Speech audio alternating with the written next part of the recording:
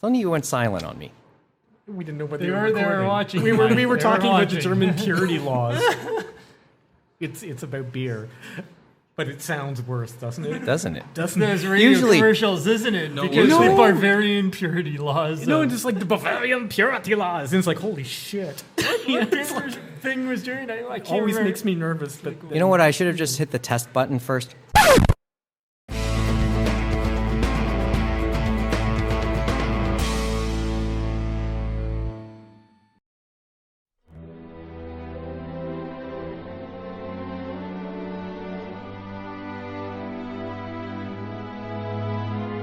The opinions expressed in the following are those of its participants and do not necessarily reflect those of the producers and the Six Talk Podcast Network.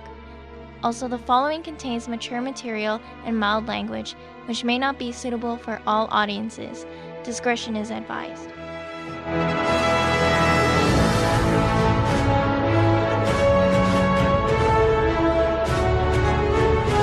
mention the war. That's a good one. I like that one. That's how it begins. Okay. All right, then. Well, before we really start tonight, as is tradition, we have to take attendance. So when I call your name, please answer as such. Nicolas, here. Sinclair, I'm here. Greig, Here? Ing, He's definitely with us. Ing? In Spirit. spirit. Ing. So for the second night in a row, somebody got completely slaughtered. Could we do like a Ghost Hunters episode? Somewhere along the line. Like, you know, doing the old EVP, walking around crappy old houses. Considering maybe that's another idea for an app. Yeah. Okay, let's do that. This can be a spin-off. Well, let's for your see. sixth thing. Last night we lost Austin because he fell ill. It's pretty ugly, actually. And then tonight we lose Kevin for pretty much the same reason. Just get a call like minutes before we come into the room to set up. When you said sick all over the podcast to me in the car, was he? Well, why don't we ask Austin himself because he's sitting here too. Oh, you can see I'm Just very- briefly, you do the deal. Get close to the mic. What happened? Put it in. All right, let's ask Austin. Let's ask James. Let's ask. Well, that's all. And let's then ask Austin some for, sleep, in his own words. Did me a world of good. Let's put it Did that you like way. just bonk out though, or? Yeah, no, I pretty much, once I found the bed, I bonked out. Okay, good. Because But I somehow managed to get to the room. I think I kind of right now blacked out because I don't know how I got from there to here and from here to there. That basically. that sounds like an average con. Yeah, well, that it did. Yeah, he came in, and we were in minutes before we were to record the first episode last night. He said, "Oh, I have to go," and then I saw him look into one of the trash cans over there, and then I just turned my head, not knowing exactly what happened, and I didn't look inside it any further for that night. Inside it. Yeah, no, I wouldn't. No. So glad to see you're better. Yeah. Okay, so let's quickly to intro it. Night number 2, welcome back. It's the Anime Roundtable. Once again, for our second night in a row, the return, the Six Talk era, version 2.0, at Anime North again for the second night. I think I've said second how many times in the last 10 seconds? Well, you just said Yeah, it. again. Yeah, Okay. yeah, until you're...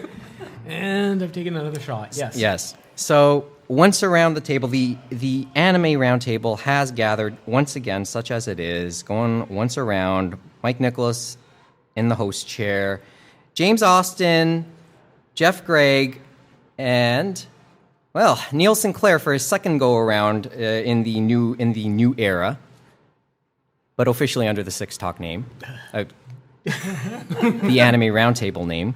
I don't like the Six Talk thing. You I just mentioned don't. this. It's just. Yeah. Buzzwordy. And for now, it's just a holding name. I get the feeling as we get back into the Anime Roundtable swing, that's the name that will be probably more prominent as we go along. We should get Courtney. Yeah, how is she these days? I have not been talking to her. And I pick up Neil, and we've been talking like at Starbucks over there for the last couple hours. And at no point did Courtney actually come up in the conversation. No, Everybody else we know yeah. did. I think she would. She did it before. Yeah, she's done that, and yeah. she's one of the others who've Yeah. done this show. So, how is she these days? As far as I know, pretty good. I have not seen her or talked to her for about 2 or 3 months. Mm-hmm. But then, I mean, that's pretty much with Vince too. Although seeing A him- bunch of old Yeah, we're friends. seeing him and Karen tomorrow. So yeah. Oh yeah, So, Karen should do it. Karen has opinions. yeah, she does. One day. Anyway, so as I said, we are inside Anime North again, and we always, night number 2 of taping at Anime Roundtable has always traditionally been probably the episode of the year. Can anyone, yes or no? No? Well, It's been so long. it's been so long. Yeah, that part of it too. It's been really 8. the issue. It's been 8 We were in years. the Maid Cafe, weren't we? A few once. Yeah. And that didn't work out. Well, no, but that's the one I remember. Okay, good. Well, I prefer to try not to remember it, but they always got the Saturday taping was always interesting, and this one, I think, out of all of them, the return episode here, this Saturday taping might be quite tame in comparison to what all those other ones were, because because if history holds true, I was always hesitant to put it up, and then when we put it up, we always do a 10-minute disclaimer, yeah. a 10-minute disclaimer, et cetera, et cetera, et cetera. This one I don't think is going to go that way because, well, we're only going one of two because Adam's not here still, and I explained how he is these days, and hope to see him, hope to talk to him again one day. So, but it's always good to do Anime North. Should we do a plug for him? We'll try and encourage him to It's like, show what up. is- He'll never hear it, is he- but Megan, his wife, probably will. Is he still at hentailawyer.ca? Good question. He did own Feel free. that. We can double check that during the break. All right. So as it goes, when we do Anime North, at the beginning of the episodes, we always talk about second day impressions. So, well, Neil hasn't been here too long tonight. But let's the last couple hours because we've just been doing is shooting the breeze, drinking coffee at Starbucks. So how is the Starbucks? So Tell us so that. let's start with Starbucks Neil Starbucks because I know everybody else is going to be a little never longer. Good because their actual coffee tastes like it's been roasted a little too long, and they generally hide that with confections, which I generally don't. Yeah, like drink at in the Starbucks. Frappuccino I had. I know. I mean, I'm diabetic. I'm not asking for a bullet to the head though. Was it triple cream, double 2 sugars? Oh, I had triple cream. Yeah, well, yeah, but I mean that's my uber metabolism, Yes. as opposed to a shot of syrup and So yeah. okay, so any other anime observations for day 2? I was here last year, both Saturday and Sunday, because I went with a friend and we did a lot of shots of cosplay. So I find that when I'm by myself, I am less likely to approach someone and say, "Hey, can I take your picture?" Because it just comes off as weird feeling to me. I mean, I'm kind of a little bit I'm very passive, and so going out and doing that is a little bit awkward by yourself, solo, I find. So Yeah. and for reference, you didn't do that tonight. I didn't do that. I did a panorama shot of the lobby, which basically got pillars more than anything else. Some great shots of the pillars. But yeah, that's pretty much it. When we went in the lobby, it was the first time I noticed that the hotel staff is sort of dressed for the occasion, kind of too. Well, the one guy, the belt manager guy had katanas, so I'm assuming that's not normal. I didn't notice that. That's Yes, cool. No, the they desk did staff, that the last the desk few years. staff. They have done that. That's the last first few time I years. noticed that. And then one of the Starbucks baristas had a Goku T-shirt on. Oh, cool. So it was All the area businesses have definitely stepped up their game because there are more people in the area, and they're definitely wearing shirts or wearing things saying "Welcome Anime North." I We think- need was your there- money. Pandering. We need your money, alluded but to they that. tell And- it. Yeah, no, we went at length, and I know you would go because you're the one who gave me this idea for this conversation about the business of Anime North in this area. This is in the States, Thanksgiving, the day after Thanksgiving is referred to as Black Friday because it's when retail stores in the States finally get into the black for the year. This is Memorial Day. Well, this is Memorial Day for starters. But for Dixon Road, this is black. This is the Black Weekend for Dixon Road.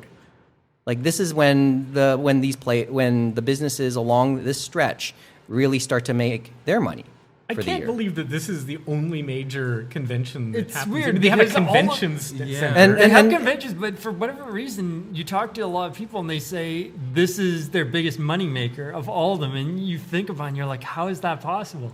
I didn't. Well, you can see it though. I didn't You realize can start that- to see its It's the potentially. biggest it's there. moneymaker, but Oh, we yeah. still lost to the Conservatives last year. As far as Oh, the, yeah. Oh North yes, because building, so- in terms well, of we buildings. didn't lose all the buildings, just Yeah, one. just Oh, the year before North that, the building. religious convention too. Yeah, Was there? It's, Yeah, it's it kind was of like interesting yeah. what you end up what the convention ends up sharing it. When you with. told me that Anime North has permanent offices here, that's when I knew that obviously this hotel valued the patronage of anime fans and especially the money. And yeah, it's I right, know. and it's directly across. It's on the opposite corner from where we are here in the Halton room. Yeah. So, yeah, that's Luckily, the emergency staff is next door, so if anyone, well. I mean, we thought of it for James last night. Don't worry, they carried me on a stretcher. Yeah, no, yeah. Well, you made it on your own power. So, end of year. Do you remember when Simon died here? This was like years ago, but he got here Friday, was feeling Old great, roommate, yeah. and then Saturday had a temperature of like 102. Ouch. We poured it. I forgot about yeah, this, we but poured I believe him you. into a cab with Chizuko and His wife. yeah. Well, that was kind of how they met, or how he met. She met his parents, because again, Christmas vacation, he had a temperature of 101, 102. He went home. She went with him, and he has no real memory of that Christmas. But That's great. yeah, Maybe the best ever. Meet the parent. Meet the He Beyond, has exactly. no recollection of Meet the Parents. Yeah. Great. that was great. But again, she got along with them, and yeah. Rest is history. Yep. So nice observations. Most of it irrelevant to Anime North, but really good observations. And it though. does tie in with the movie The Big Sick, sort of too. But yeah, Or, I'm being paid to say that. yeah. Well, you got a free coffee out of Yeah, it. exactly. Mr. Greig. Definitely more cosplay action happening today compared to yesterday. I And we thought. had that conversation, yeah. how it seemed a little low.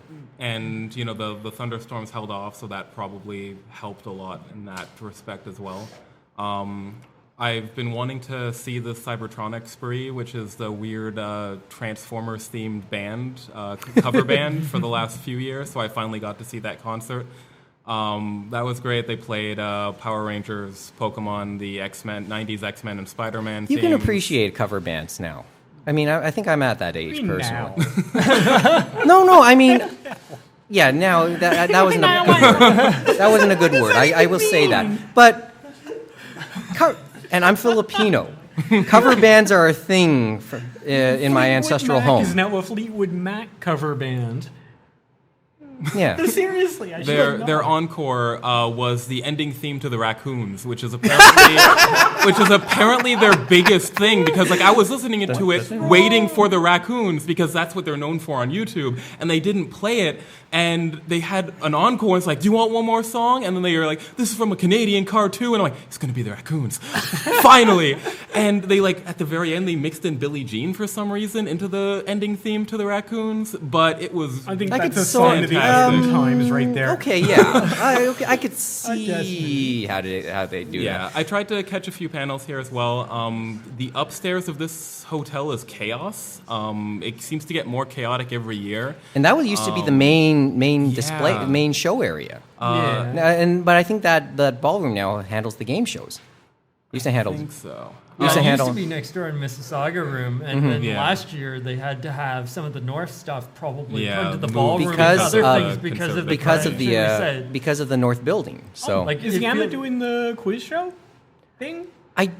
I'm not keeping up with who does the game shows anymore, but I know don't that a think lot. Formally, Emma Not does. formally. Yeah. I, Well, think, I think it's still alumni or alums. It's all okay, alum. right. Yeah, Oh, like I mean, yeah. The Flying various. Squad, yeah.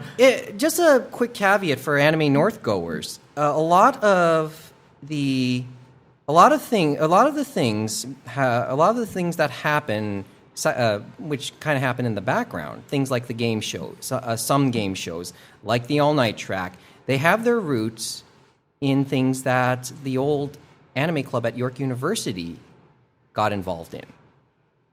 So, and chances are, its alumni have something to do with them still. As a matter of fact, because we all, and this is tooting our own past, because we're all part of that. Toot your own past. Yeah. Sorry, another bad choice of words, kind of like saying cover bands now. Tooting your own horns retroactively. Yeah. Yeah, like but because we all had some involvement with that in some form too, and then we passed it on to those others who would. I actually had a flashback to Fan Expo doing the all night, and that was just horrible. That's another story. compared to Anime North. Thank you for the Fan reminder. Expo was just, Thank you for the reminder. Yeah. Any other? Oh, sorry. But you guys didn't get to be in the bar when we were doing the later years. Yeah. Just like the biggest thing was the panel with Clarissa, the anime tourism. And I forgot to mention that. So how was that panel? Because was Clarissa here? Yes. Oof. I haven't seen her in years. I have not seen her in years. Clarissa Jewell. Another former alumni of this show, too. Last time I saw her, I was playing Munchkin with her. It's interesting because we always mention with the Jet Alumni Association, because she mentions that we have a secret past as both being former presidents of the University Anime Club. So it's kind of neat. But does that go over well with? Does that kind of resonate with some of the people there? It's mostly just like a casual thing to discuss, and I think it also, when we're discussing it with people who are thinking about going on Jet, it relieves them, because I think there's a stigma of, you can't, work in Japan if you like nerdy things. And I think, hearing or seeing that two people who are kings of the nerdy people at a university were still, successful in a, relatively professional environment there, relieves them a little bit. You can have interests and still be a functional teacher. I feel or a functional human being. Yes, and Clarissa has a good career these days. I know that. I feel like my students have done well. I feel like my proteges have done okay. Yeah, the panel went well. I'm glad to hear. We'll go into more details maybe another time. I know we have to be. We're working on. I know we are working a little limited. Mr. Austin. Not much. I've been walking around. Nothing's really caught my eye. I think I remember more interesting things I saw at TCAF than I did here at Anime North. That's how basically your last appearance. Well, when you were on last time, we talked at length about looking forward to TCAF. Yeah, no, I think I spent the games. The games were intriguing. Like, there was one that was kind of Paper Mario RPG, called Untitled Paper RPG. And the poor fella, he's like, everyone's going to get through in 10 minutes. He had packed the thing full to the gills with secrets and things to explore. Oh, wow. So it was probably more an hour to an hour and 15 minutes. And so people were kind of fighting to play this. And he's like, this is my first time showing. So I think he probably might have hit something, but who knows. And there were some other interesting little games where they have university students where it's I guess you would call them art house indie games, not the normal ones like platformers. Well, we're sort of kind of going that. Well, I mean, with the way the game industry has gone, you sort of see that. But it's interesting trying out some of these rudimentary things and even some of the bugs that can sometimes happen. But did you see the girl? Her game's going on Steam in this fall or next year. It's an exploratory game with a raven, or it's a girl and a raven. It's really cool. I also found it with TCAF. It was just so big this year. Especially the Saturday, it was just packed to the gills. That's where it was. The other thing was trying to get the signings for Asano-san, Asano Inoue, which for you the were mangaka. really looking forward to. I know that. Basically, if you did not arrive, I told you about this in another autograph line today, which I will come back to in a bit. Is that if you didn't get there well before the time specified, you weren't getting the autograph. And that's what And happened. the ironic thing was I actually arrived before today, and I didn't get an autograph from that line. That's how big that line was, the one you were in. So you were a lucky and man, you were Mike. okay. I honestly think TCAF has expanded like exponentially. And Good it's or still bad? free, Yeah, which and is it's still free. amazing. It's still That's free. probably Like, the key that's- thing. Yeah. Like they found a lot of sponsors through Toronto Library, all the different not to- consulates not to across mention- the world, yeah, and not stuff to like mention that. the And then- international tie-in. Yeah, with Germany, they had a version in England and Danish Japan. Danish pavilion this year. Last year it was a German pavilion and stuff like that. So they switch it around each year. It Chris seems Butcher is no longer heading it because he's now with Viz, I believe. Yeah, he's like searching a out content. He's like a roving. It's either Viz or Dark Horse. No, it was Viz. I thought could he was be doing. He both. was doing It searching might for even content because I know like he was going to Japan like every 2 or 3 weeks. But that's how I yeah. figured they got Asano, because all his things are basically from Viz. So that's why you're thinking. But it was soup. it was a very good line. Like, it was like at most 60 people for the longer signings, and it's like 40 for the smaller. I think Peter has done amazingly for the entire thing. I don't want to call it a con, but a festival, whatever. Mm-hmm. I think it really spreads a certain amount of education about both literacy Mm-hmm. and comics and art, or comics as art, I guess. Good. It's a good thought. Amazing I wish I it's could give myself. It's their store, as we would say, right? From microcosm to macrocosm, no, so they- to speak. You know what I mean? I mean, the new store is nice, but they could have had better. Mm-hmm. And unfortunately, one of the things that Peter tried to get was an actual church. Oh my goodness. And he offered to pay in cash, which would have been awesome to see. But There's a but to that. But unfortunately, they were, outbid by like an actual religious organization. Yeah, In a I'm guessing sense, you couldn't wrong. explain that comics or manga was yeah. a religion, huh? It's like you couldn't talk. I think it could be. Yeah. I know we had that conversation earlier at Starbucks too. Good. Anything else? You met. But no, it's funny.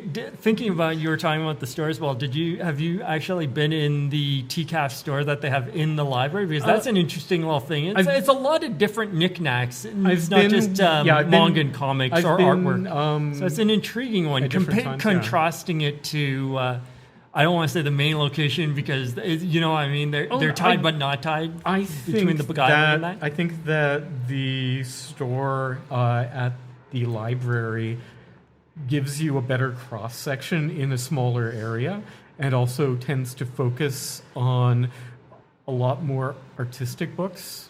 Not all, not entirely, but it gives a really good representation, I think, and that's a good idea. They may want to come to And they have the coffee. festival, right? No, the way you guys describe it, because I've never been to the Toronto Comic Art Festival. I'm curious. A lot of tables, a lot of dealers, a lot of seminars, a surprising amount of seminars for the size of the venue. And kind of, I found like an increasing, like I didn't go this year, but in the last few years, just ever increasing indie game kind of presence. Like Yeah, it they did becomes- comics versus games, and then a few years ago they teamed up with, it used to be Bento Miso, but they're named something else now. But what they had was, you were at the Toronto Reference Library, one end of Toronto, then you'd have to heave-ho over to Liberty Village, to their location, to play most of those indie games. Wow. So I did that, and that was a crazy haul, but it was worth it. But the thing about it, when you were with them, is that I guess they had a beer license, so you could get beer and food while you were playing your indie games. So I had some great local brews while I was playing the video games, There's which a you lot of- can't do in the library, obviously. There's a lot of work with the Eye Hand Society, and there's a lot of stuff off-site. So there's a lot of different seminars going on in a bunch of the Cumberland, hotel, Cumberland Terrace. Terrace was at this year with the zines, which and was the interesting. Pilot Bar. Yeah, Pilot. They've always had that. I saw, I guess, a panel there from one of the mangakas a few years ago, and it was quite a location, that's for sure. It was It's interesting. nice. It was, You have to trek up those stairs, but Yeah. other than that, well, it's for really that nice. author, it probably was a good site, because it was like kind of fit with their image, so to speak. Like, it was interesting, Asano, for his panels, the first one on the Saturday, it was the Hinton Theater, which isn't really a theater. It's kind of like they put these walls in the middle of the third floor and said, here's a theater with just some benches. I do find it... And so it kind of leaks through because, as you said, there were so many people, but we still managed to have a good time at the panel, stuff like that. And thinking of it just before we stopped there is like Asano, when we were talking to him in the line and everyone was talking to him, he kept on saying that it was great to actually be at the festival because he was looking at all the different booths and stuff like that, all the different artists, and was impressed by a lot of things. Like one question they were talking about, how he was using light, and he was talking about in the perspective of he uses black and white like most people in manga. And he said he was impressed with all the people like downstairs because he's like, these people are doing it in color. And he's like, we don't get that chance that often to use color. And it's probably for that reason that I'm, just in comparison to Anime North, I've never really seen a notable mangaka or manga artist or writer attending Anime North that's at least been celebrated. It's usually a focus on the animation side of the industry. I think a few years ago there was like a digital manga try to push there. But TCAF has gotten, relatively well-known manga artists and writers pretty consistently. That's an interesting observation, and actually. also, a very fair some one. of them are ones that I feel like are more well-known to, I guess, I want to say a little bit more of a wider audience. Not too wide, but yeah, it's like artistic, you know what I mean? Yeah, like Asano, I think... The Shonen Jump series, they're not going to get those type of artists, but they're not also going to get... it's more seinen manga, I want to say. And I guess the other thing I'm thinking about, what was it? It's like, you had, it escaped my mind. It's a very, very TCAF first impressions of Anime North Saturday. Yeah. Yeah. No, it's okay, because you looked forward to it back like last time we talked, when we... when we did our preview, when we did episode 0, when we did basically episode 0. Episode 0, yes. Even when looking at manga as an influence, it's certainly seen at TCAF, especially with a lot of the web comics. And again, and independent zines. And again, that's another thing that you don't see. You said you have my attention. I just wish I could get the time. Who knows?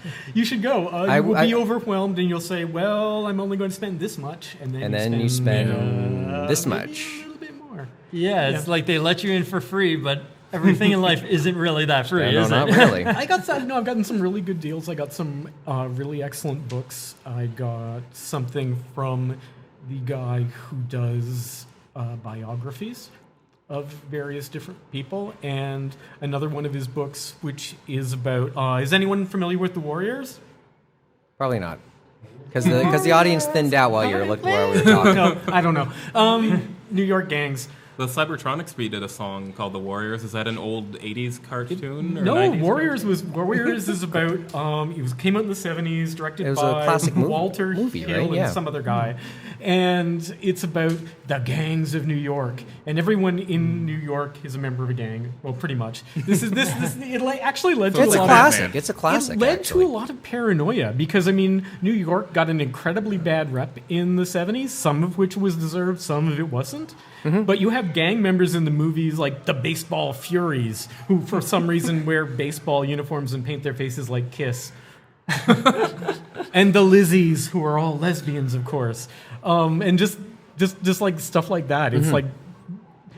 stereotypical, hyper weird. It's like the JoJo version of gangs. Yeah, and when I was a kid, without realizing it, bought into it to some degree. I think it would make a great. Actually, that would make a great anime. Because you have didn't they bring it back in some form recently? Video game. Yeah, I want to say a video game. Rockstar actually did a game using, I think, the original actors, and it was recently ported to the PS4. That's probably what I'm thinking. Like of. the Ghostbusters situation. I think Rockstar should get their asses. Could you imagine like a game where you build your own gang members and then do that stuff? That would be awesome. I don't know. But then I also think Rockstar would have an excellent idea with a cop game.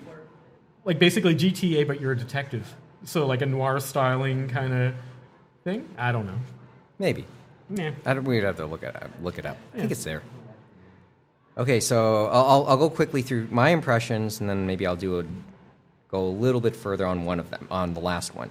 Just quickly. Starbucks. As we were driving down, we mentioned Starbucks, and you were surprised to know one existed. I have two issues with this particular one. One, First, it's Starbucks. First, two. well, yours is in in your case it's Starbucks. Yeah. So let's add two more. One, this particular one is not open 24 hours throughout Anime North. Might work. I don't know if that Did you could or check could the not work. hours? Don't most No, Starbucks it's definitely not close open at 24 like hours. 5 p.m. Yeah, or There, you'll see something the anyway? odd Yeah, ones. they're not You'll see open the till odd 6. one that will stay open would- 24 you would hours. think I'd in like a- to see in if a they could hotel? manage this one. And most of in the a ones hotel, downtown yeah. Toronto, not all Yeah. of them stay open. But yeah, and very that's long. true, and they do close maybe earlier than sometimes they should. I would have thought they would have tried to make arrangements to figure that out, but hey, what do I know in that sense? And it's owned by the hotel because you don't get a thing Which- from Starbucks. Which, Oh. huh? Don't get. Like on the receipt, it's not actually a Starbucks receipt. It's Yes, a it is. receipt for the Which- hotel because Delta owns that franchise. Which leads me to beef number 2. I could not use my stars there towards a freebie. You can't. Oh my Dun, goodness! dun, It's dun. like Longos. I think Longos is the same deal. These weird corporate-owned ones. Mm-hmm. So I don't know. I still live near a. It gave me stars, so we know it gives us stars. But Yeah, we give can't use stars, it, but so you it's can't like, use what- them there. That which I was a little bit mad at because apparently I have a few expiring in a couple days. So there's that's impression number 1. Impression number 2, the big intersection there. What's the name? It's Dixon and I don't know the name of the other street. But everyone knows the intersection because everybody's something. Yeah, trying to everybody's get across. crossing it constantly. Dixon in danger. That works. That I thought works. Dixon and Dixon. Danger was going across the bridge. Yeah. Well, give me a thought. I was thinking to myself. Oh, this is your crosswalk thought. Yeah, this is my crosswalk thought. Shibuya. Shibuya it. Scramble crossing. Is that an idea for the weekend, for Anime North weekend? Forget. I know. I get it. I get it on the other 362 days of the year. Putting in like specialized parking. Yeah, don't have to do for a specialized. weekend. Yeah, Probably yeah, cost like $1 specialized- million. Yeah, it could, yes, For like but- one weekend a year. It's like, yeah, we're So, using it. so It's here. logistically, nobody thinks it's a great idea. not a I good just idea. thought, is this? I just thought brought it up anyway because I thought Unless you can No? bring in temporary lights, that's never gonna happen. never going to happen, and probably shouldn't. But I just thought, is it worth mentioning? Just Every thought it was year. worth mentioning. I mean, there's huge masses crossing the streets, and so far there hasn't been a huge body count. So I mean, I Yes, don't know, that's like- true too. I think there's only been one accident. It might have been a car, but that was in the rain. Actually, on I saw, the final there was Sunday. someone got rear-ended That- last year, and okay. it was like this. But yeah, nothing tremendous. It's impressive that there hasn't been a bigger. Yeah. accident. Yeah, like we- I think- no, it is. I don't want. I don't want to jinx it, but wow. This comes back to our conversation, but I'll leave it at that. I'm not going to have those comments. Those and are not until mine. we turn off the recorder. More sensitive to come to the audience. The more sense which once again which is a plug to see the show live. Please put me on another watch list. But at least I they're went from- crossing at the lights. Yeah, no, Because it's- they used it to is be a such lot a- worse. Like yes. they had, remember in the early days, they had warnings that they were giving to people saying, please cross at the lights. Like, please cross the lights. Because remember that one ditch area, they will go through it's there jay- and then it's- jaywalk Yeah, across. people love to jaywalk and do so to some degree. Yeah, you'll but see it from it's time not to time, same, but not not the same. So I love that ditch. I like that's hilarious. massively That is messed myself awesome. up, like, That is an leaping the other awesome day. thing. This area has such charm. I like tore a hamstring. I did. On the last day, I tore a hamstring. I like hobbled to work. It took me like half an hour to walk a 15-minute walk, and it was extremely painful. And that was like for a week. Thanks, Anime North. I feel like So- that ditch gets a lot less traffic these days. Yeah, My that first too, few years, that like too. there was a plank there, like it was a whole thing. People Like built it up. I think there's some dirt there, so you can Yeah. actually cross safely, which takes a lot of the fun out of it too. I don't know. Okay. So there's that thought. A third thought, and this was more of an observation my friend and I made, which is she kept mentioning seeing people walk through the dealer's room with boxes on their head. Is this a cosplay thing these days? And this What is sort where of we start box? to What sort of box? Just sometimes it a looked like a house, sometimes it was painted or something. It looks like a house, like yeah, a birdhouse. sometimes, yeah. We started seeing stuff like that, and we thought, is this a thing these days in terms think of I've seen a getting few of going them. around? Maybe they were But- all solid snake. No, but you just mean a head, right? Yeah. I think that there is this sort of trend for like sort of half cosplays, like doing like something low rent cosplay. or not even necessarily low rent, but doing something creative that isn't necessarily just like a character or like you just I've done Gijinkas, like things sometimes like that. the whole minimalist thing. Sometimes just not doing something ends up actually being somewhat cardboard box creative. Gundam. It's simple. That's a classic. It just caught our attention, and we saw the guy kind of like sauntering through. Sometimes he starts strutting inside in the dealer's room, and we so hoped he would trip. So the trends for cosplay is really interesting, and of course it's like he's a samurai assassin. Have you seen Lone Wolf and Cub? Not enough of it. No, Big Trouble in Little China. Big Trouble in Little China. Martial artists with baskets on their heads. Yes. Yeah. The new trend is cardboard boxes. Perhaps. Yeah. So there's that one, and the other one, and this is, and I made this joke last night, or reference last night. We that same friend and I would do some Junko Iwao stalking for the day, and that's pretty much how our day went. That was fun, and amazingly nostalgic. When the announcement was made on Facebook, or at least when I saw the Facebook announcement that she was coming. And some people were happy to see it. But then I saw the odd comment that said, "Who is she?" And it became a reflection as to where we've gone, where anime fandom has gone in North America. Because now we start people that I became familiar with in my time were in their latter were very much veterans, and they probably weren't the stars they once were. So, So I wondered what type of reaction she would actually get here when she did get here and did her appearances, and maybe I shouldn't have had any doubts in my mind. So everyone she doing her 2 concerts didn't get the greatest audience, but whoever came, she had them in the palm of her hand. Sung a couple classic songs that she would have been known for. Junko Iwao. Just to riff off a couple roles she would have done, the seiyuu, the Japanese voice actress, Mima in Perfect Blue. Well, she's most well known to a lot of people these days for Tomoyo in Cardcaptor Sakura, and specifically. Obviously, it's timely her visit because of Cardcaptor's recent revival. And they are all back in their roles. So she was in. I know she was in Magic Users Club. That's an old classic from our day, Neil, from our time. Whatever you say. Well, and the list goes on and on. The Tales video game series. Oh, okay. I know she's a key character. She was a key cog in that.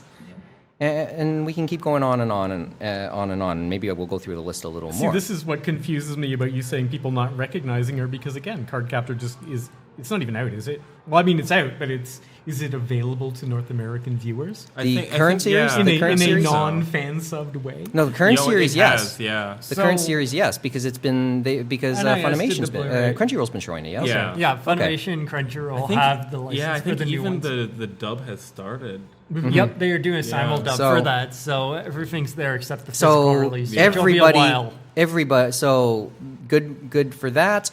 The Q&A, I wouldn't say it was full, but people who wanted to go were lined up early because I was among the first in the line.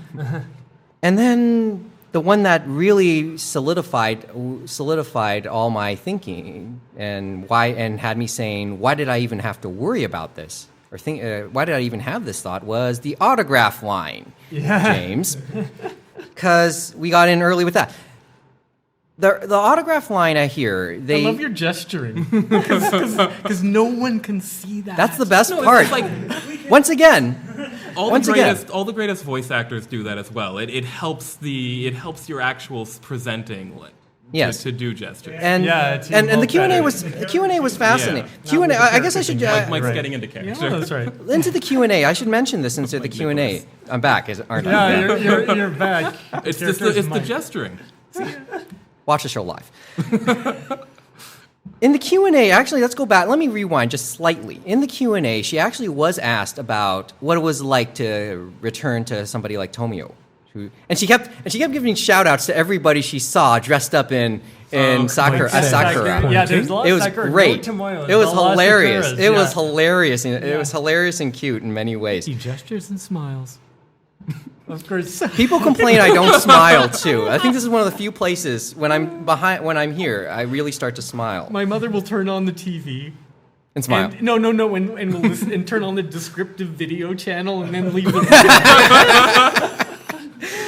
No, she talked This about is awesome. she talked about revisiting the role, and her answer was what I thought it could have been because others have told. I've heard similar stories about voice actors who return to roles long time after they originally were in that role.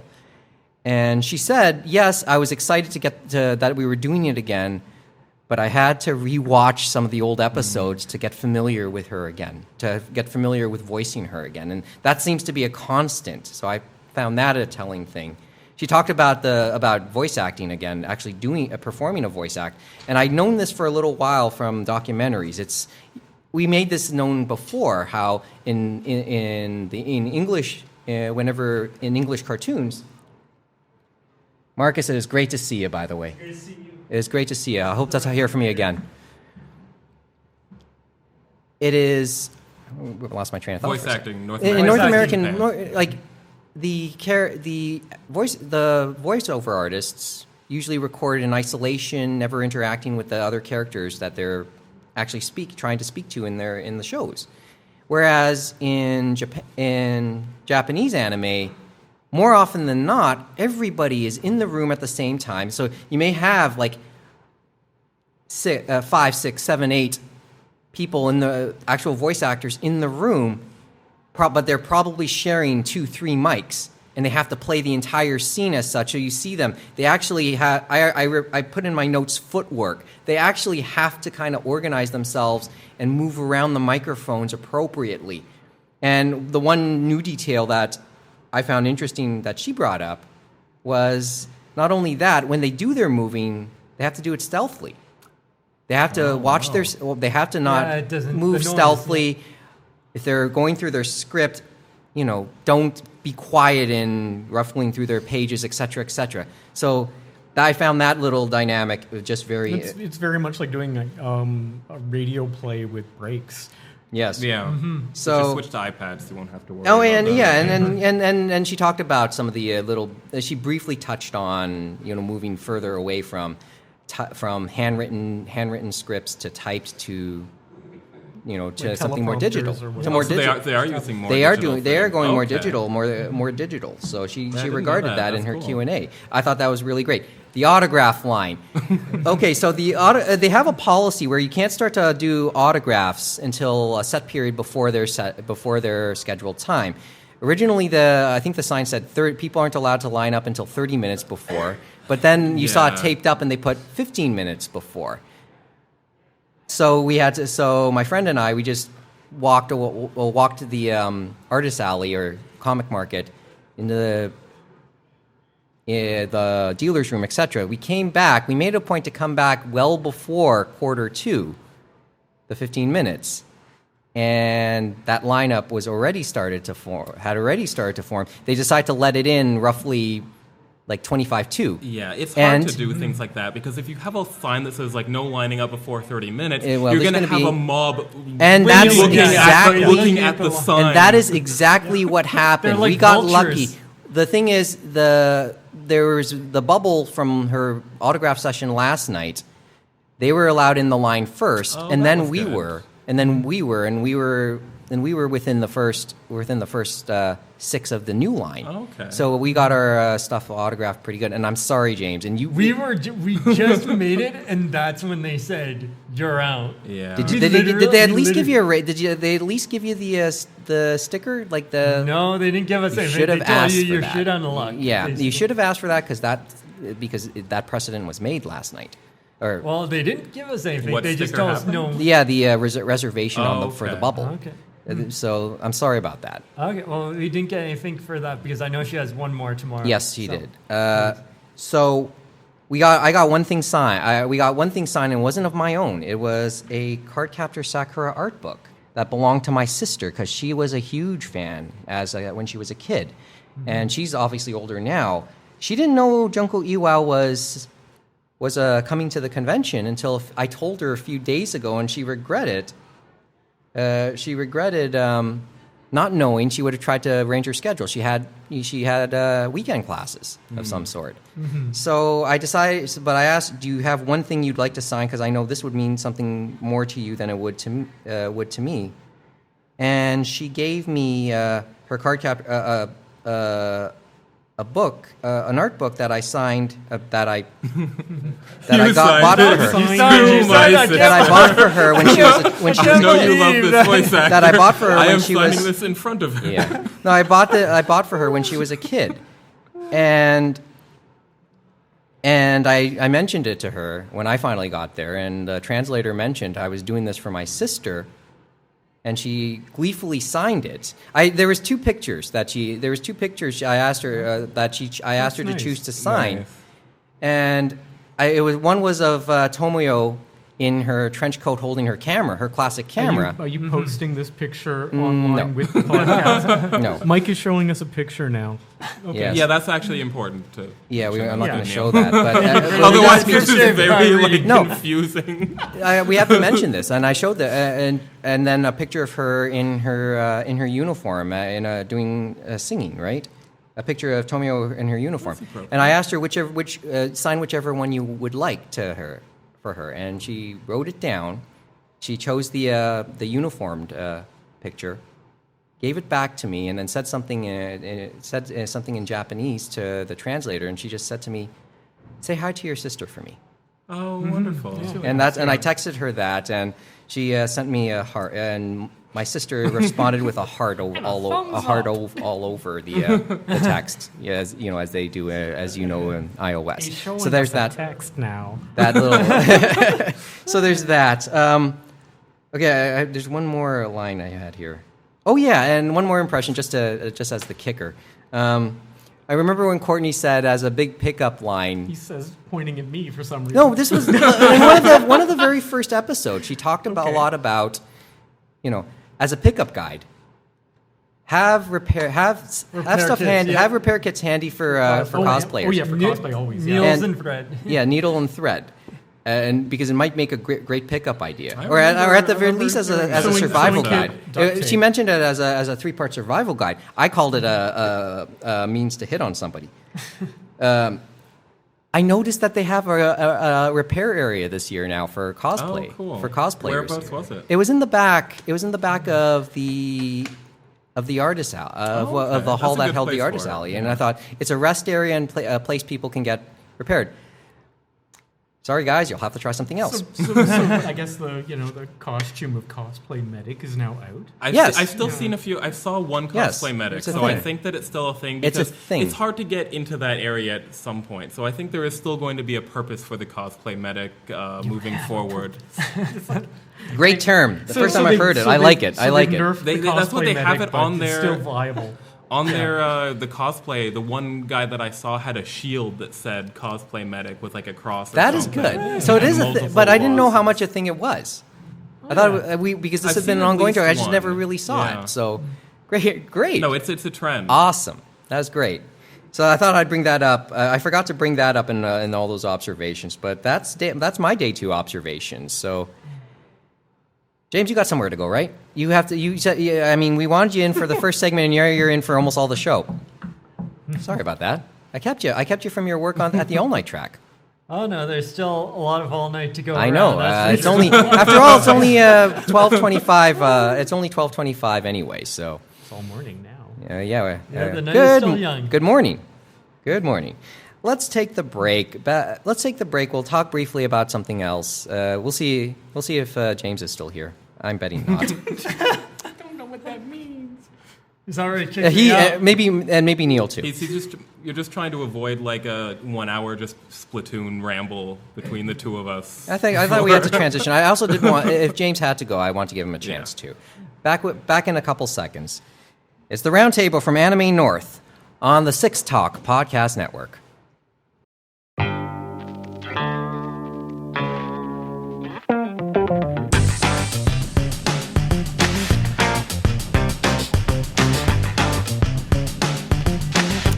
was just leaving. He's okay. Yeah, he is. Glad, as I said, I'm glad he looks looks better today than he did I yesterday. thought you were joking. What? Last night. The whole bit? Or yesterday in the bit car. about the whole slaughtered line and stuff? The whole, dude, well, at least he didn't throw up in the podcast. I was like, what? That would have been exciting. Yeah. It would have been, well, there's some good highlights, I Well, think. that would not be the highlight. That would not be a good thing.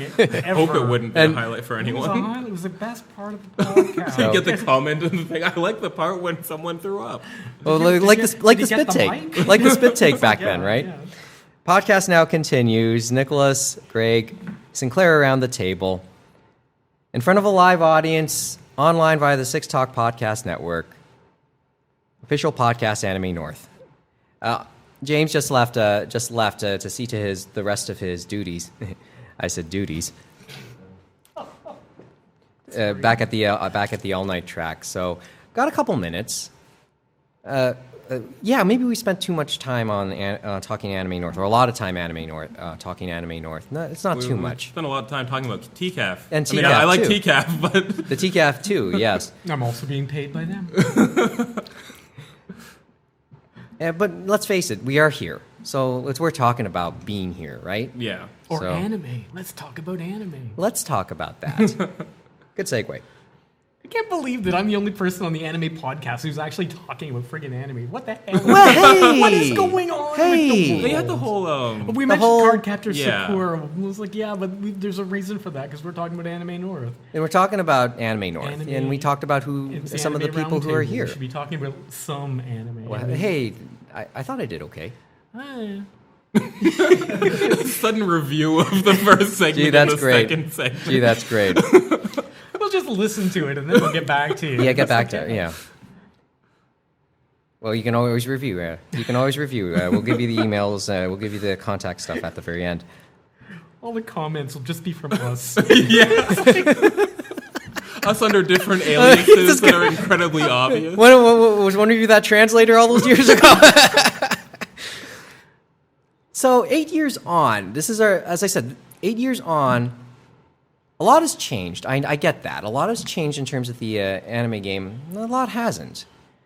But when I was not really in it, I also paid attention to some of the rest of the the rest of the nerd world, the geek world. I don't know which is an appropriate term. Goes back Neither and forth. probably, and it's not meant. It's meant in all flattering. Yeah. Otaku desu ka?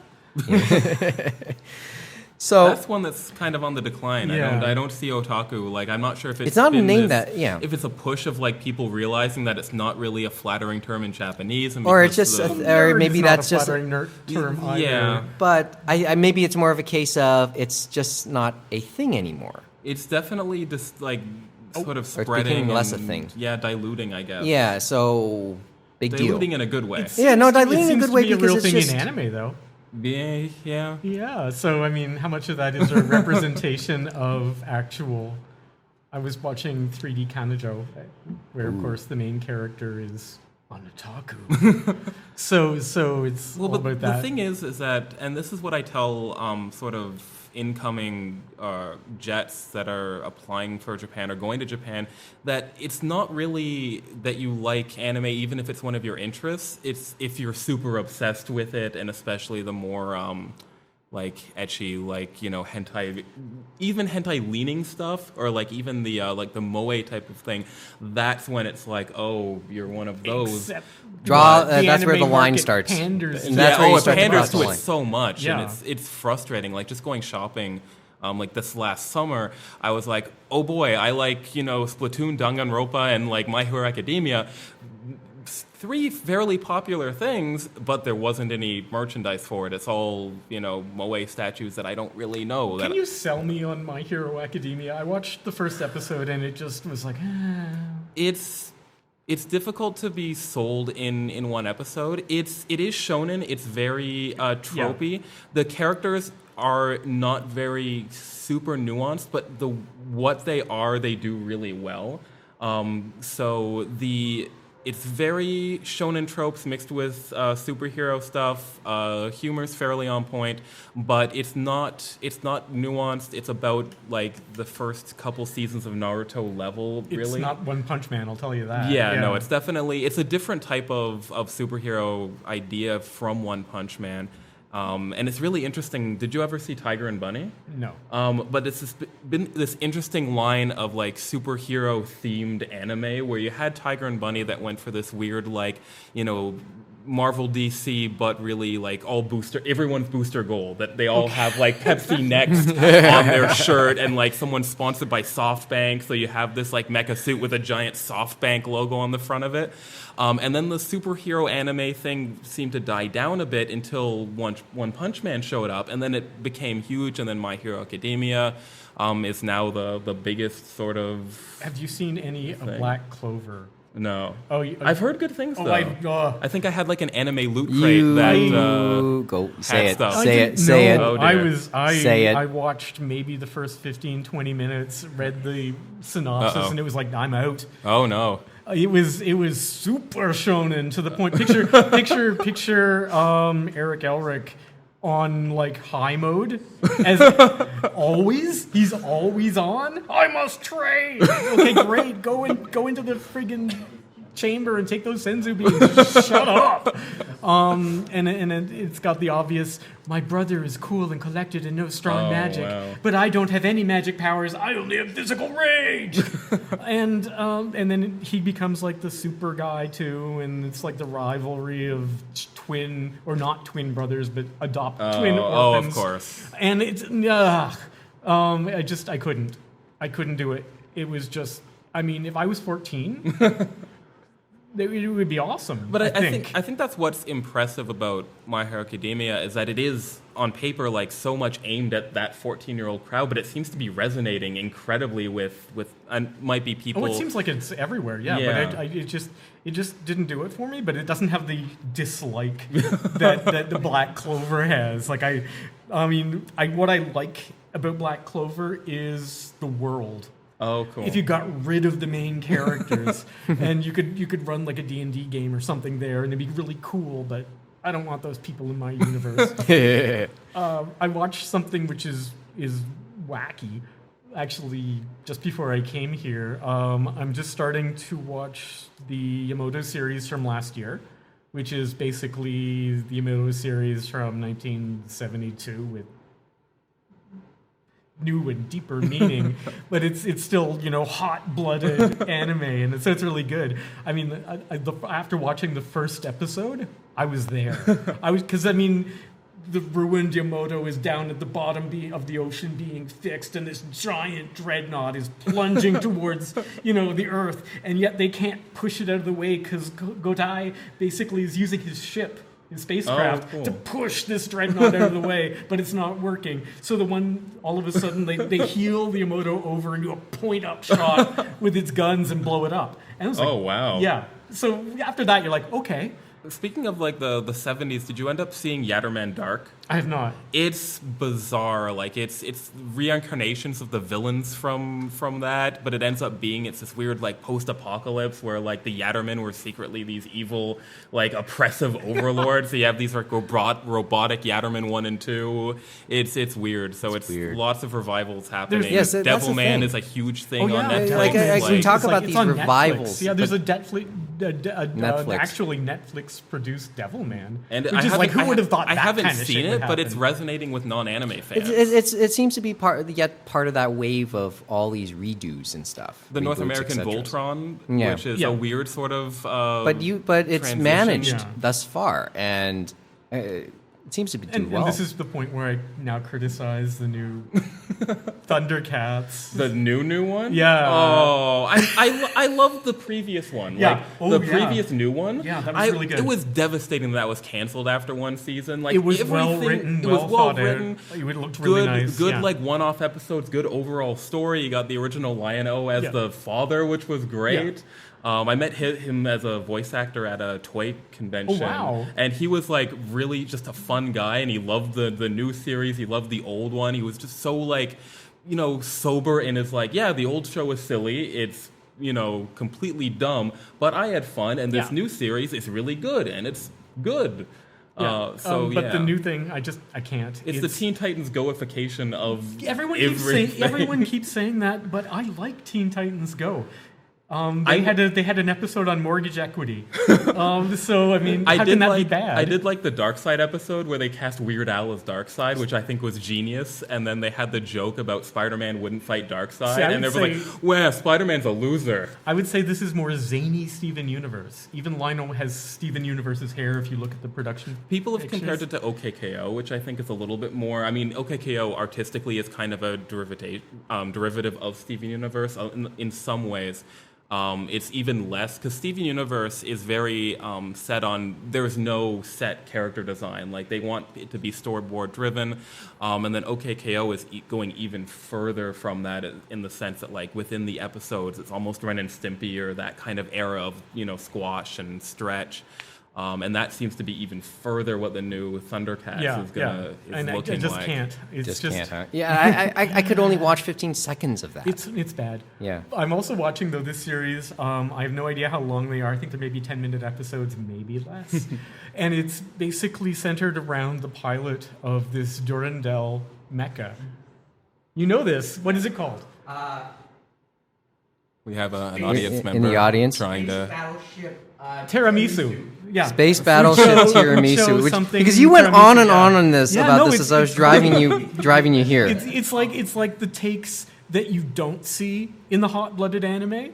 It's like the cameraman might have been busy or something because this guy's in his mech talking about how much he loves it and how much it's a womb and how much he wants to be like in this naked experience of being alone. Oh, weird. And then and one of the reasons why is so he can eat pork katsu alone and add as much sauce as he wants, which then leads to him, of course, being showered in it as he's launched out the tube, and all his food is like shredded and impacted all over him, which drives him into a crazy rage, so he kills the bad guys.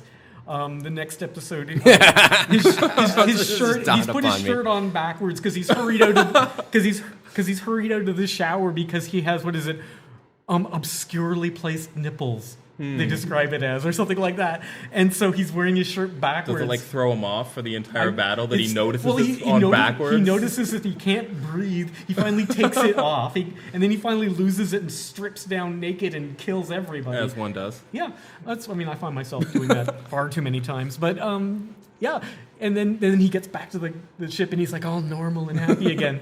And they're really little short episodes, and I'm quite enjoying comedian. those. Yeah, I found it interesting, the trend towards shorter episodes that's even spreading to Japan. Like, I haven't seen it, but Pop Team Epic is sort of the big comedy thing right now. And I noticed the trend in North American cartoons start with Adventure Time, where here's the 11-minute episode, and then, from that regular show was 20-minute, I think, but Steven Universe, OKKO, even I think some other things from the other networks, Nickelodeon and Disney, started to follow that trend. In some ways, the 15-minute show has been a thing. It's just been kind of there's also been evolving. the 5-minute webisode. Yeah. Yes. In Japan on NHK, the 15-minute they always had like a daily 15-minute drama, and I think Oshin is considered one of the more classic ones. Maybe it was a 15-minute show. I don't, but I know that was. But there's some of them are considered absolute TV classics in Japan, and maybe it's a wonder. Like if this is the case that animation that it's not really being done for anime and animation. Again, I think that's a bit of a wonder. Attention span or rising short attention span. Fortunately. Oh, then on that angle. Okay, I see where you're going. Yeah. Well, I think you may have answered my questions in many respects. No, because I was thinking in this. I was thinking about where does anime stand in North American nerd culture. I feel like where the fandom. Yeah. Because we thought sometimes because I always hear those jokes not being flattering, but then you brought up the whole. People I think generically make fun of anime fans. But I think That's people what you want, are you looking for? Or? Hardly. I think because when the jokes are made, those jokes make reference to the creepy things like ecchi, moe, hentai. I think that's not, and we know that's not always the case. And I think at a convention like here, you don't get a huge influx of that audience as well. At least it doesn't seem to be the focus of a lot of attendants or attendees.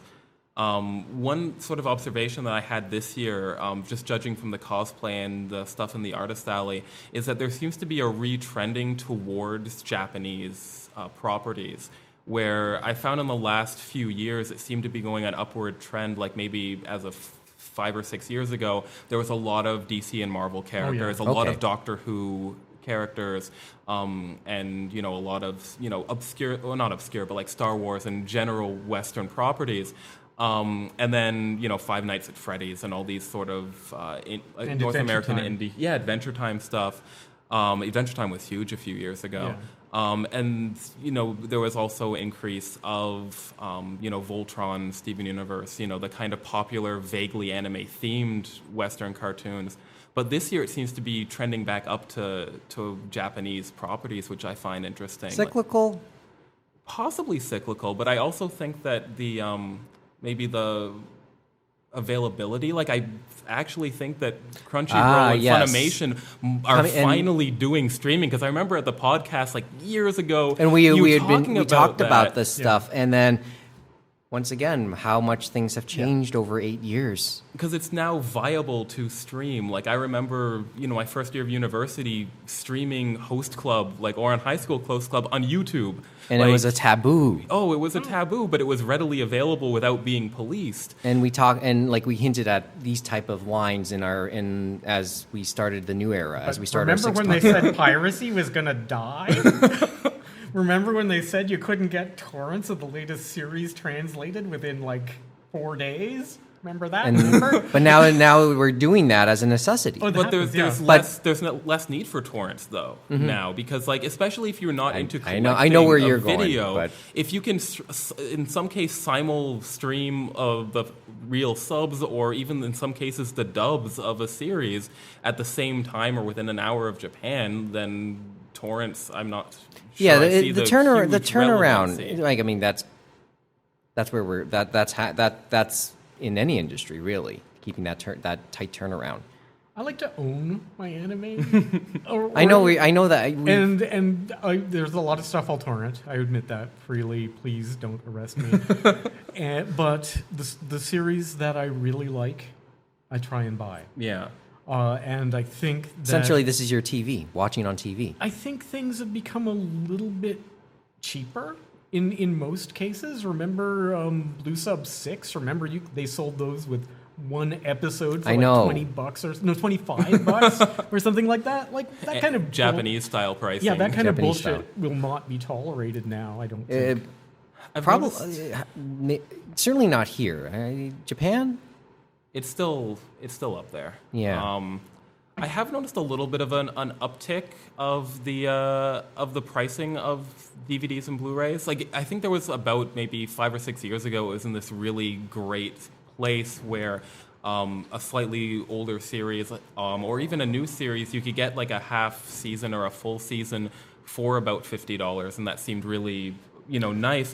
But now I think because there's such a limited, there's lack of brick and mortar stores. Yeah, is what the problem is. Yeah, exactly. All the HMVs are gone, and I know the Sunrise at Fairview Mall. It used to be in an old HMV, but I guess that was too expensive. So now it's in a place that's the size of a EB Games, essentially. Sunrise never has good prices and never will, I don't think. And even if you order the DVD set from Funimation, you can get a good deal every so often, their Black Friday sales. And I've still every so often I'll pick up a Blu-ray set. I have a lot of Assassination Classroom on Blu-ray, but they've all been gifts. But sort of things that I've asked for, I'm happy to own. But a lot of things I do kind of like owning them, but it's not enough physical space, and I'm gonna save it for my favorite things. Nice thought. Guess who's joined us? Hey, Norm. Welcome back. Hey, glad to be back. Art Bell may be no longer on the airwaves, but I'm still here. Okay, well, still a conspiracy, though. Still a conspiracy. Okay, well, let's ask for Norm's perspective.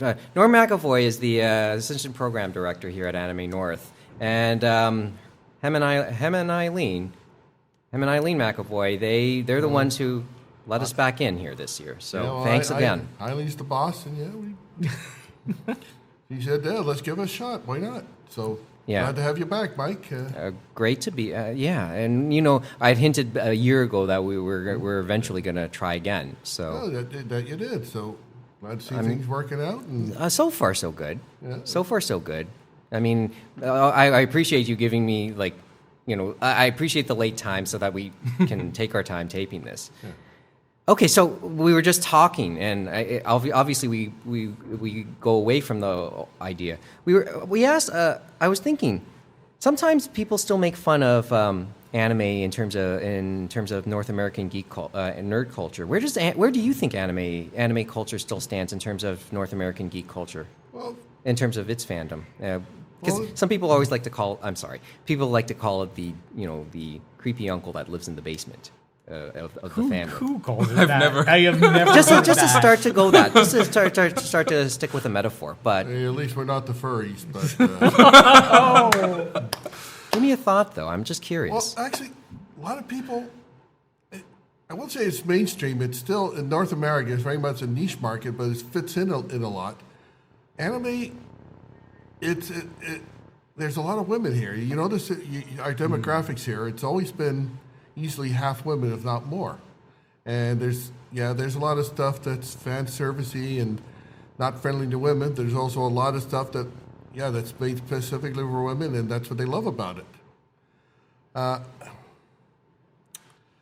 Every fandom, you get hit for stuff, but I'm finding that guys I work with, they know what anime is. I mean, and I've been 40 years a steel worker. Mm-hmm. When I first started, I would never admit to liking this stuff. It's like liking cartoons, liking comics to the people I worked with, because I thought I was weird enough for reading science fiction books. But now the people I work with, they know what Anime North is. A lot of them, they come here, the kids come here.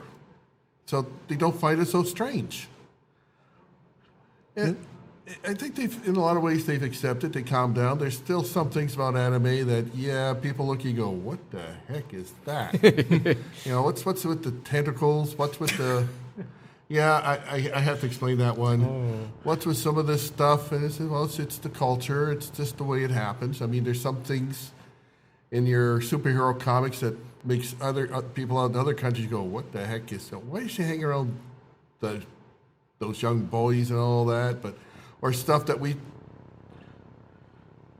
that's normal for superhero comics or for sci-fi, Anime there's a lot of weird stuff goes on it, but I think that's what people love about it, and they've learned to accept it. Creepy uncle in the basement, huh? I've never heard that before. As a metaphor? No. I had to start somewhere. Well, I've heard that as a metaphor, but not for anime. I've heard in terms of the whole family of fandom. I've heard about it for grown up fans of comics and other genre things. It's like, why are you still watching it? Into this stuff when you're that old.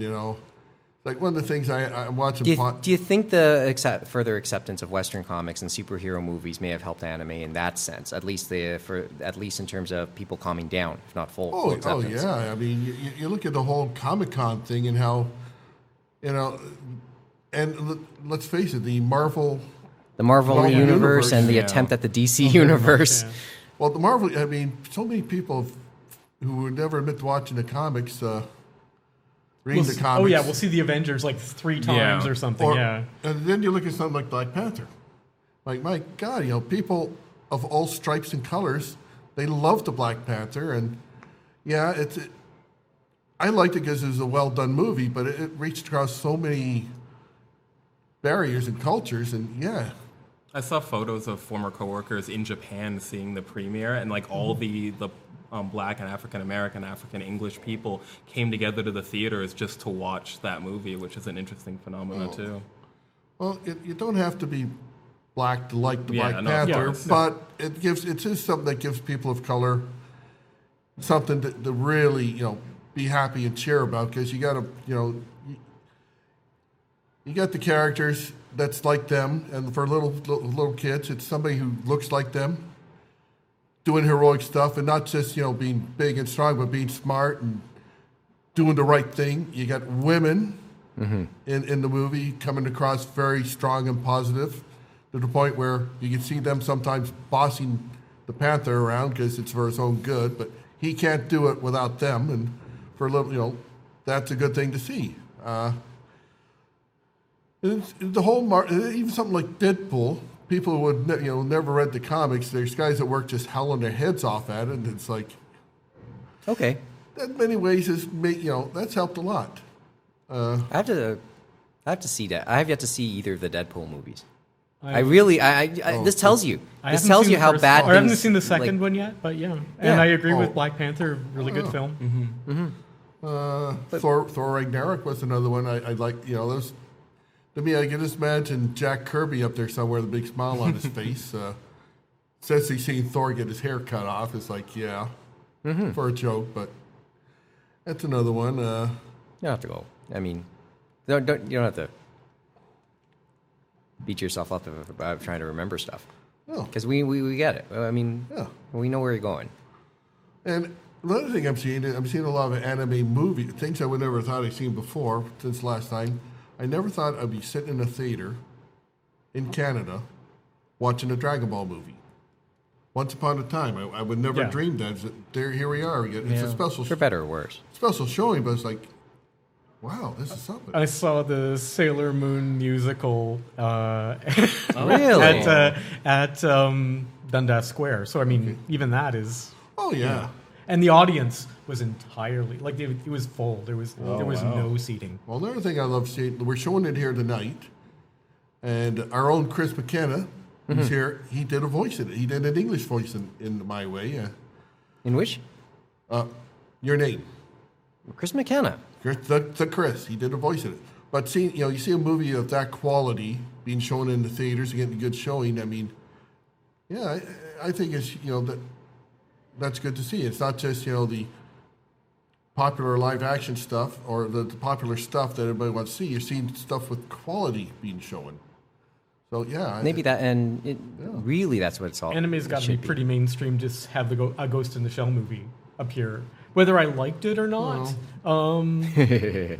That's different. But it was a relatively big film. Well, coming up is Battle Angel Alita. Oh yeah. Yes, and and Samantha Inui Hart is here. She's involved in that. Yes, she was. And so that would have been nice. Like I would have wanted to pick her brain on that, on stuff like that. So well, Sammy it's great seeing Sammy here. Hopefully we'll see her again. Yeah, give her a chance to. Well, the first time getting here was an epic journey because a storm kept her stuck in Houston, and then she got trapped in Detroit. But for $50, she was able to get out of Detroit. I say that's a bargain, but $50 is always a good bargain to get out of Detroit. This was an old woman. She's walking around with a full head of hair. Last time she was bald because of chemotherapy. Yes. So this woman beat cancer, and that's a great story there too. We can there's lots of levels to her. Oh yeah, lots of layers to her. I would be curious to talk to her at length one day. So. I caught most of her panel today. Yeah, that which I would have loved to talk to her on stuff like that. As I said, we were on doing other stuff. There's something for everybody here. Well, but she is somebody I would love to being around her is like being around a bare wire. So it's like it's boom. No, I mean briefly talking with her on Thursday. Oh yeah. Yeah, but maybe but hey, we're almost done here. Maybe another time, right? Yeah. Well, there's next year. We'll be back.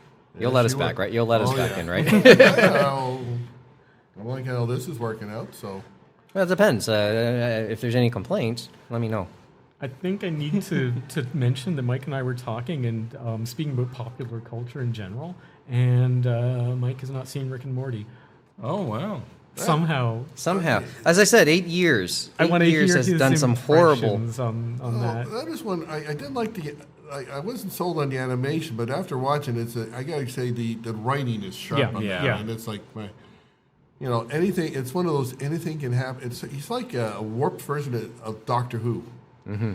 A lot of similarity. I know physically he looks like Doc Smith from Back to the Future, but in many ways he resembles Doctor Who gone wrong. But all the stuff that happens and the writing's so sharp. So yeah, I recommend you give it a shot. I'll try and find it. I'll try and look for it. Yeah, but it's definitely not family. Oh man, have you seen Archer?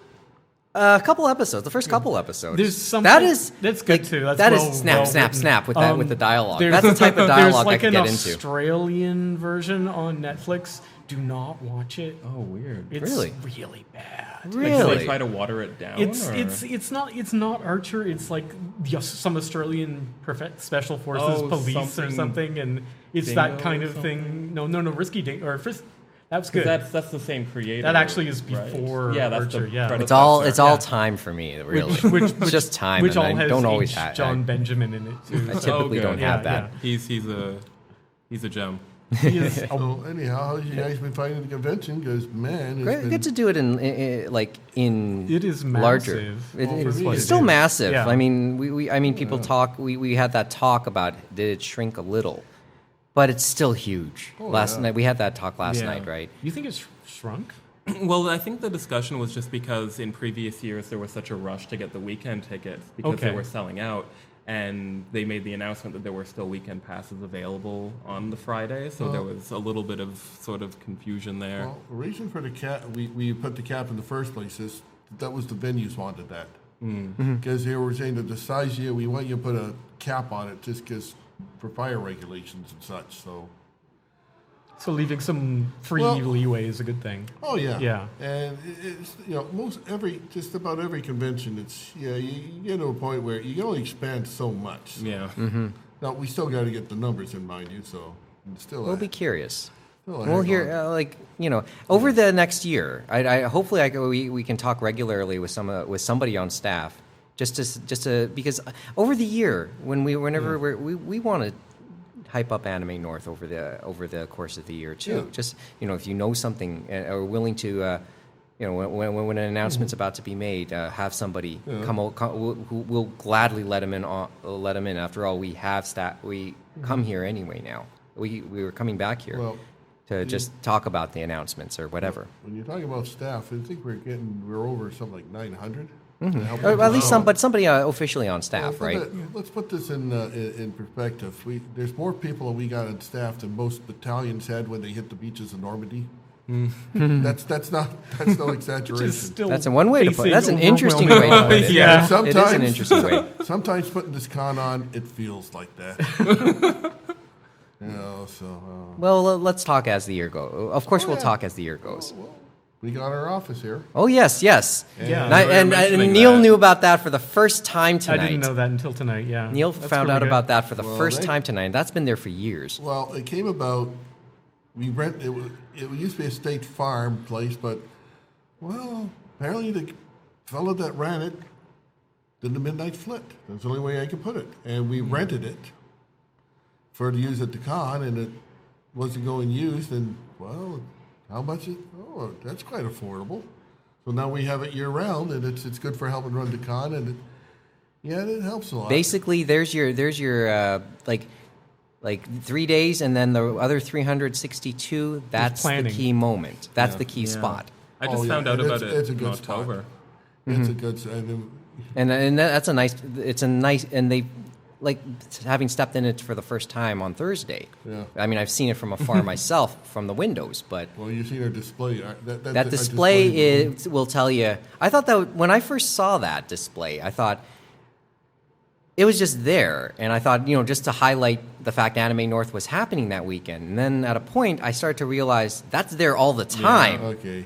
I got to tell you some of those figurines you seen. Yes. That was Eileen's birthday and Christmas gifts. Seriously, so she can Nice. put it up in the display. Yes. So. And it tells you, this place very much is Anime North's home.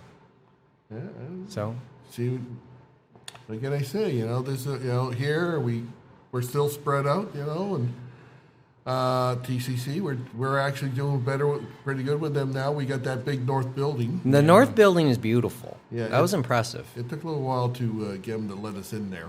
And then last year, Of course, well, conservative- conservative I love about that. this, yeah. let me, This T-shirt's great. This T-shirt he's wearing is really interesting. What's the back say? Describe Curse it, you, Anime Convention. There's a story behind this T-shirt, the staff T-shirts this year. yeah, last year when the Conservative Convention was here, just for reference, it took the North Building. Well, that was the assistance of the RCMP. Mm-hmm. It wasn't so much the building. And the RCMP said for security reasons, they had to use it. So, okay, fine, cool. Turns out, first off, a lot of them had, when they came in to put the register for do their vote, they couldn't get in time because the traffic jams caused by us. So yeah, and there's a McLean article out there about them cursing us, saying, "Hey, we might as well vote for Pokemon or the winner of the massacre, vote Pikachu in because, you know." Wow. Currently, probably a They better just cursing us out, than they and they couldn't even mention it. I think that's how they pronounced us. That Amin convention. So okay. The front of his T-shirt, just for reference, says "Progressive Convention Party." That's pretty good. Yeah, that's pretty good. Well, okay. There was.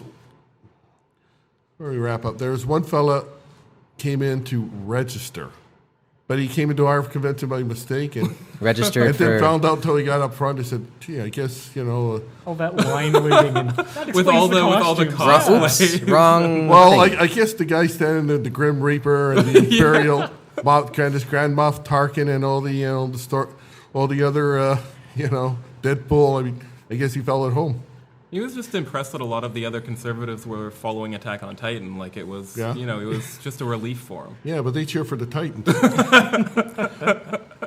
In reverse, we had a couple of our people went over that building. One was dressed as an yeah, and that was in that story. Star Wars officer. Mm-hmm. He walks in. He said, "Oh, sir, this isn't for you." "Oh, yes, I'm here. I'm a member," and he got to vote. He voted. I think, right? That's the story, at right? The convention, and she dyed her hair like a kind of fluorescent purple. But she was attending that convention. Oh, yeah, amazing. Well, and one girl said, "No, she's been wearing a fighting, dress as a Mado, only with MMA gloves and that." Since the moment she walked into one restaurant with full of the Tories, their heads all shot up. Whoa! So it had some interesting times, but. Yeah, we threw when I told the executives down on my United States Steel Workers Local 1005, I told them about that. We threw a curve at the Tories. They had big smiles on their faces. That was hilarious. It was just interesting that weekend last year. Well, it's not the first time it happened. Yes, it isn't either. That's happened. Yeah. A couple times before. I remember in my hotel room, there were like, they said rookie cards or something, and it was like little baseball cards that they put out for the different candidates. So, it was interesting to see that return last year. Well, at least that first time, 2011, at least some of the candidates took a look over and said, "What is all that?" And the one said, "Hey, wait a minute. A lot of future voters over there." And they went over to have it, "Hi, I'm Mike Hoot." Well, it didn't do Mikey much good, but a lot of them went over to say hello to us and everything, and hey, never thought of voting Conservative. So some of them do, yeah. Well, it only makes sense, You got 30,000 people here. What the heck? Yeah, you may not have to get an immediate membership, but you at least engage. And it's good PR too. It's good PR, but that's the way a democracy should be in many ways too. Well, I mean, I'm not going to get into politics. Not on an occasion like this. No, only unless it's for amusement. But for what the trials and tribulations of the Tories last year, that as Thanos says, I mean, it does bring a smile to my face. Norm, thanks. Okay. As always. Thank you. Thanks again. Once again, the other traditions have continued from our visits in Anime North, because Norm you typically did the second show in some form. Found some time. We had a busy night tonight. Yes, I can see it. So thanks for taking a few. So, see you guys next year. Take care. Let's take a quick break. We'll end it off next. It's the Roundtable at Anime North on the Six Talk Podcast Network.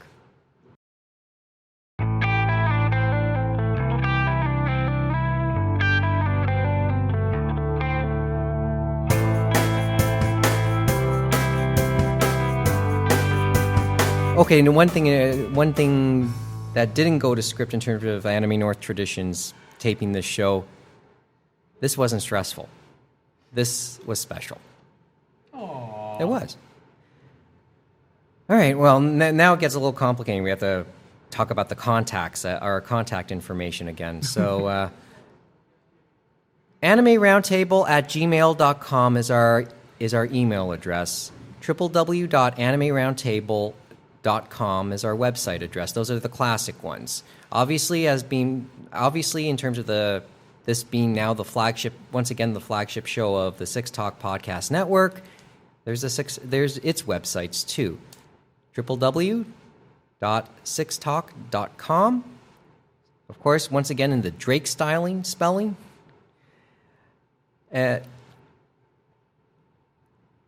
sixtalkpodcast@gmail.com is our email address. And of course, we are on the Twitters, lest we forget, @Anime Roundtable. Once again, I have no clue how this was still available over all these years, but we have it.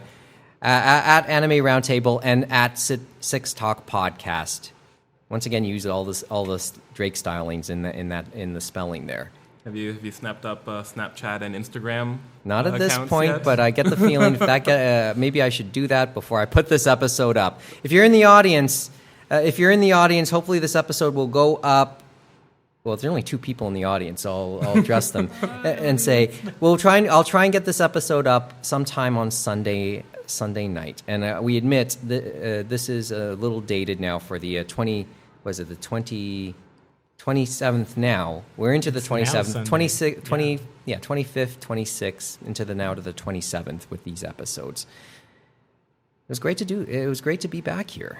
Are they still holding the tea party in the morning? Huh? Are they still holding the tea party in the morning? Short answer is yes. The short answer. I mean, there's more. Because my friend wants to go to that. Okay, so I want to rename the final segment away from final insults. This is because maybe that's just not appropriate, especially since I want to be a little bit more poetic here. So some last thoughts, parting shots, etc. When we were planning this episode, I asked the people doing the second episode to talk about, in 8 years, one person in the anime industry, or anime manga, even the North American side, one person who has passed away in these last 8 years that meant something, that really meant something to them. And Neil forgot that part of the email. I did. He did. But do you have at least a thought, and then we'll give our thoughts? What do you mean, do I have a thought? Anything. About anything? Well, do you want to try and name somebody? Or? Let me just hope I find a dead person. No. No, of course not. No. But just to tell you how much time has passed, right? I think that, again, we are losing some of both our older creators and voice actors, but I mean, that still isn't the bottom line, because random chance and things like that end up taking out a lot of people that we again look back and say, I really like that. I really like that episode. I want to find more about that person. And then sometimes a star is born in that way, right? They're not there. That is their body of work. Sometimes, yeah, and that's sad. Yeah. Sometimes, and maybe the irony is, in that way, a star is born, right? Posthumous fame sucks. Yeah, it does, yes. Jeff? So mine is Koji Wada, who is most known for the openings for Digimon. I believe he did the first 4 as well as the second opening from the 5th one. All of those intros, they were some of my first anime openings when I started to get interested in the Japanese opening and kind of seeing the art form that is the Japanese anime opening. Like, I teach a unit of high school now where I use anime openings as a base, and comparing the English, Digimon, Digital Monsters, Digimons Are the Champions, to the poetic and kind of almost heartfelt themes of the Japanese ones. And Koji Wada, he was the singer for those. So as a young teen, there was a pretty okay, not terrible, but fun, silly Digimon game for the Game Boy Advance. But the music was terrible, so I just listened to his songs on loop while listening. And his loss was difficult. as far as like a distant celebrity goes.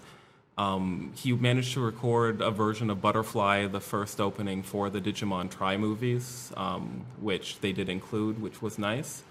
And I think the most significant thing is the final line to Biggest Dreamer, which is the Digimon Tamers opening, would be like Mirai mo ima mo kakenugero, the first Japanese words I think I ever remembered. So, Mirai being the future. I think that's somewhat significant just for where my life went as far as Japan, and I think it's a good reflection of his life and his impact, at least his music. Nice way to put it. When you started talking about this, and I forgot to bring this up in something I learned over the 8 years. I didn't realize that any song was a real term. In terms of like it would be considered a real genre within Japanese music. When I was in Kagoshima, in Japan, I think Kirishima, so my little city, had an Any-song concert. I forget the two women that were there, but the singer for Dragon Ball, like Dragon Ball Z, the Chala Head Chala guy. It was all older 70s, mostly 70s, 80s anime openings, but it was this big event, and it was the first Japanese concert I went to. And Any-song was the term. Title. It was like the kings and queen of any, or the king and queens of Any-song, because they were kind of revered older singers. I think some of the songs are so iconic. If you listen to an Macross, the opening the opening, but the opening for Macross, and then versus the opening for Robotech too, or the opening for Yamoto versus its English cousin, which again sticks in your head anyway. That's whether it's a good song or a bad song at that point where it translates, it's still going to stick in your head. There's an episode of Lum which again has an infinite amount of songs that are associated with it, where the main characters are singing the main theme. Yeah, and it's there. It's one of those solids, and it really is a thing. It's Star Wars. It's Darth Vader's March. Princess Leia's theme. Those songs, Jaws. It's that for anime. That kind of John Williams. I see where you're going. Well, like if you look at Cruel Angel's thesis, like that's what almost every foreigner at a Japanese karaoke place will put on. Like it's one thing that they try to learn how to sing in Japanese. For this current generation, I'm sure the first Attack on Titan opening is going to be their Cruel Angel's thesis. So it is very interesting how important these songs, which are just, if you put at it simply, like cartoon theme songs, how significant it ends up being.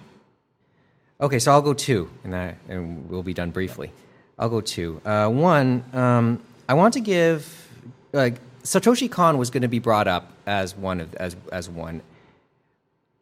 Can't really say too much because I wanted Kevin to be able to elaborate, but I will give Junko Iwao a word on that because obviously she worked with him on Perfect Blue. He regarded Kon as like just somebody who really encouraged her to come out of her shell and really put her heart into that role, and she grew. She felt she grew that way. She was shocked. She mentioned she was shocked about to learn of his passing because he had kept his terminal illness a secret up until just before he died, and to this day, she says she's actually very close friends with Satoshi Kon's widow Kyoko. They talk with you, and they are regularly in touch. And Kyoko actually did know. Mrs. Kon actually did know about her coming here. So that's the first one. Second one's a little bit more personal. Hiromi Suru. So Hiromi Suru, the voice actress who died last year, in November of last year, many of her fans, or many people will know her for one role. Her most famous role is by far Bulma from Dragon Ball.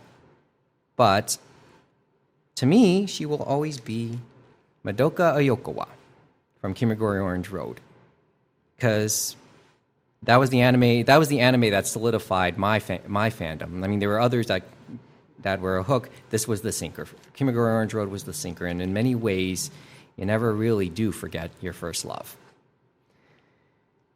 My thanks one more time to the crew here at Anime North, especially Program Director Eileen McEvoy for letting us back in.